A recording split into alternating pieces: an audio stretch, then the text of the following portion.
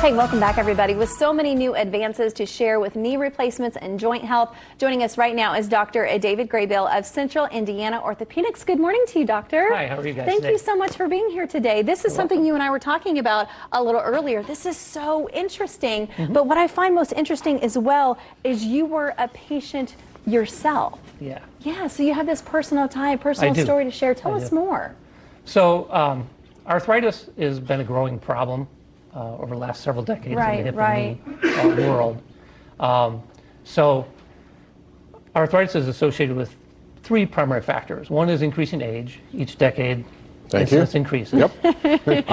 Second, multiple injuries or trauma. And lastly, like family history or genetic.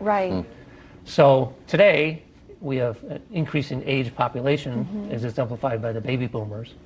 But additionally, people have remained much more active through their life. So people are running, playing sports into middle age and beyond. And so the result of that is that there's an increasing burden both on individuals and society of people with significant hip and knee arthritis. But of course, you guys are wanting to help with the joint health, and you're hoping to educate the public with different medical technologies, which is where Victory Field comes in as well.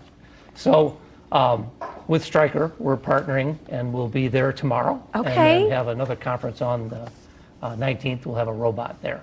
So the technique to perform hip and knee replacement is called Mako Smart Robotics. Mako Smart Robotics. Yeah.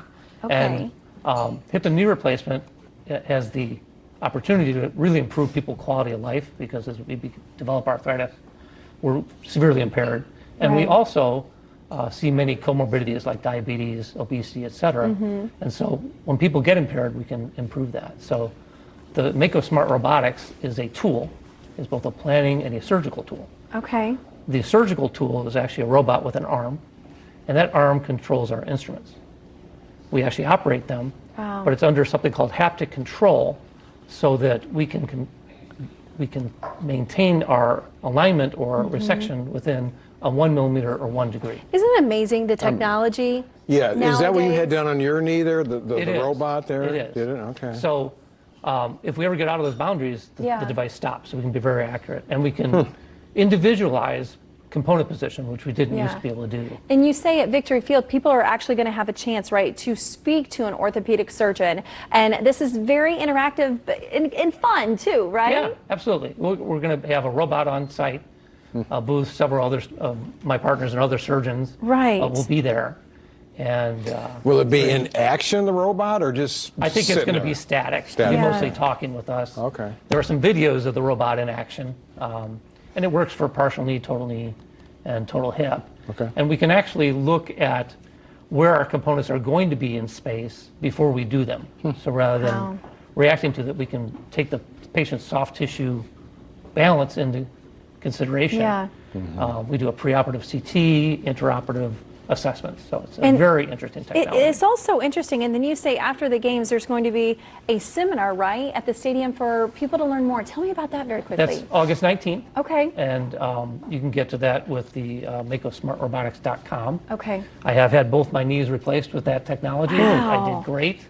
I was off narcotics in a couple days. Wow. Back operating a full schedule at 4 weeks, and was even able to go hiking at fairly aggressive trails about 5 weeks I out. feel like that's what it's all about, getting your life back, right? Feeling like absolutely. yourself all over again. Doc, I mean, where are we going? Where will we be 10 years from now? I mean, we have robots doing it. I mean, how much farther Well, we can still advance? operate the devices. The robots don't, they assist us. It's a tool.